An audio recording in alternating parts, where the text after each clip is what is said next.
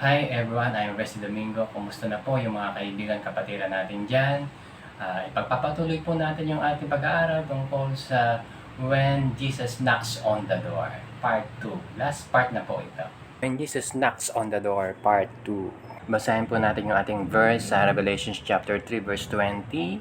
Behold, I stand at the door and knock. If any man hear my voice and open the door, I will come unto him and will sup with him and he with me. Dun sa part 1 last week ay napag-usapan natin yung tungkol kay Zacchaeus.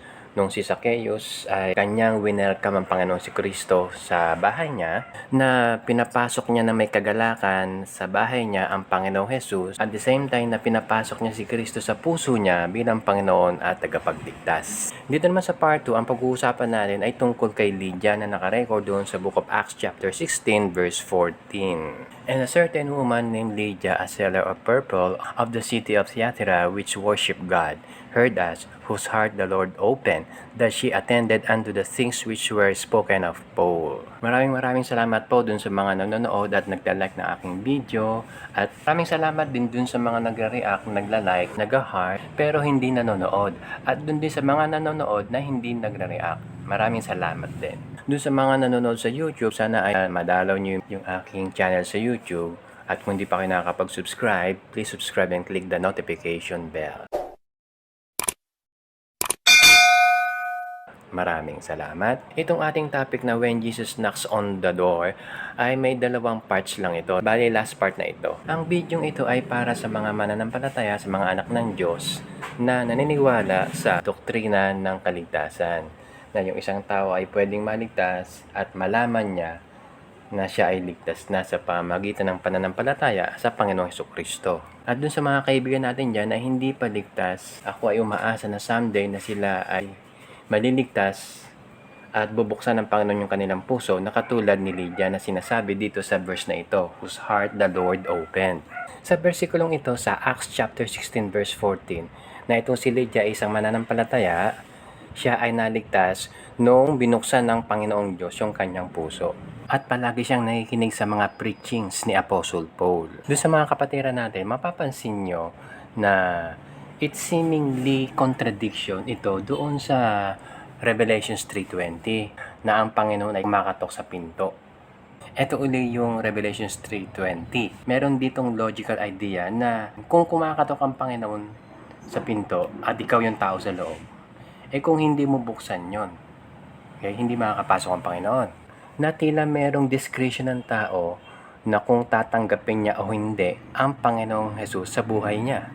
Subalit, kung naalala nyo yung ating lesson sa part 1, na doon sa bandang last part, na nabanggit ko na kapag kumatok ang Panginoon sa puso natin, ay automatic na bubuksan ng taong yon yung pinto. Na sinasabi dun sa John chapter 10 verse 27, My sheep hear my voice and I know them and they follow me.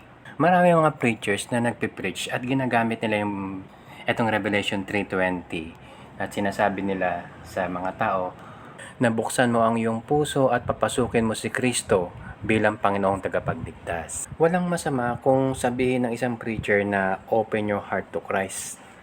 Kasi yun nga, kumakatok ang Panginoon sa puso ng tao. Okay? Even ako, ginagamit ko rin ito minsan. But in reality, ang Diyos ang nagbubukas ng puso ng tao at saka papasok ang Panginoong Jesus. Dito na tayo sa Ephesians chapter 1 verse 13. In whom you also trusted after that ye heard the word of truth, the gospel of your salvation, in whom also after that ye believed, ye were sealed with that Holy Spirit of promise. Na dito merong proseso o tatlong steps ng kaligtasan, yung nakasulat sa ibaba. Sabi, heard the gospel, tapos pangalawa, believe, and yung pangatlo, indwelling of the Holy Spirit. Ang kaligtasan o yung katubusan ay trabaho ng Diyos yan. Ang Diyos ang nagliligtas. Ang triune God ay meron silang kanyang-kanyang bahagi para matupad yung kaligtasan. Kung alam nyo, doon sa John 3:16, karamihan ng mga Kristiyano memorize to na sinasabi, For God so loved the world that He gave His only begotten Son.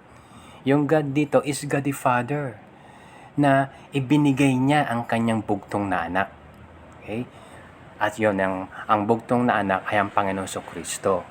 So dito sa John 3:16 na ang kaligtasan na involve ang Diyos Ama at Diyos Anak. Ang Diyos Ama yung nagplano ng kaligtasan, ang Diyos Anak yung nag-perform ng kaligtasan na ang tanging paraan ay mabayaran yung kasalanan doon sa krus ng Kalbaryo.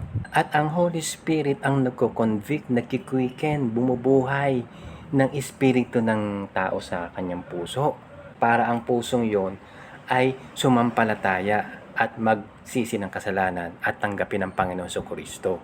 Dito tayo sa John chapter 6 verse 37 to 38. Ang sabi, all that the Father giveth me shall come to me, and him that cometh to me I will in no wise cast out. Verse 38, for I came down from heaven not to do mine own will, but the will of him that sent me. Yung sinasabi sa verse 37, all that the Father giveth me shall come to me. Na kung naalala niyo yung aking videos dun sa Jacob's Well, na ang Panginoong Jesus ay kinakailangan pumunta sa Samaria, yung sinasabi sa John chapter 4 verse 4. Kasi ang Diyos Ama ay meron siyang mga piniling mga Samaritans para maligtas. John chapter 6 verse 65, ang sabi dito, and he said, therefore said I unto you, that no man can come unto me except it were given unto him of my Father. So lahat ng mga tao na lumalapit sa Panginoon, na sumasampalataya sa Panginoon Kristo, ito ay sa plano at sa kalooban ng Diyos Ama.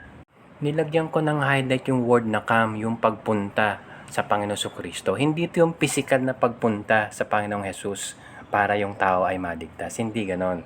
Kung naalala nyo, meron akong dalawang video rito na nakafocus. Dito, yung sa kaliwa, Manifestations of a Converted Life, at nabanggit ko rin to last week.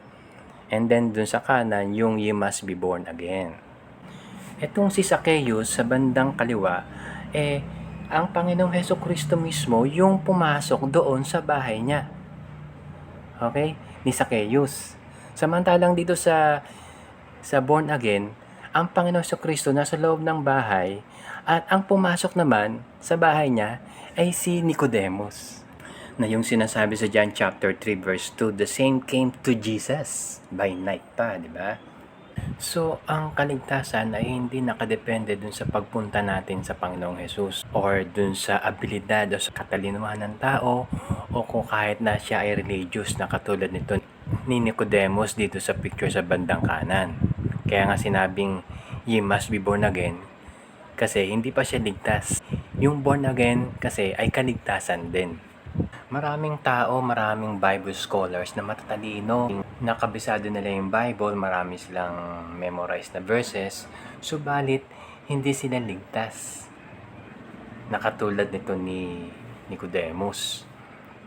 Okay, yung mga nasa television, yung mga nakikipagdebate, meron silang paniniwala sa Biblia, maraming silang alam sa Biblia, pero pagdating dun sa assurance of salvation, hindi nila matanggap, na sinasabi nila mali yung paniniwala ng ibang Kristiyano na ang kaligtasan ay pwedeng malaman, matanggap kaagad ng isang tao. But in reality, na yung mga taong ganun ay hindi binigyan ng Diyos ng pananampalataya, kung kaya yung puso nila ay sarado pa rin. Okay? Kasi ang Diyos ang nagbubukas ng puso para tanggapin yung ganitong klaseng pag-aaral, ng ganitong klaseng mensahe ng kaligtasan. Dito na tayo sa panghuli, itong dalawang verses dito. Ang sabi dun sa Ephesians chapter 1 verse 4, yung verse 8 taas, according as He hath chosen us in Him before the foundation of the world. Na ang kaligtasan ay pinlano at ginawa ng Diyos yung pagpili bago pa nilalang ang mundo. And then yung verse sa ibaba, Romans 9:15, I will have mercy on whom I will have mercy, and I will have compassion on whom I will have compassion.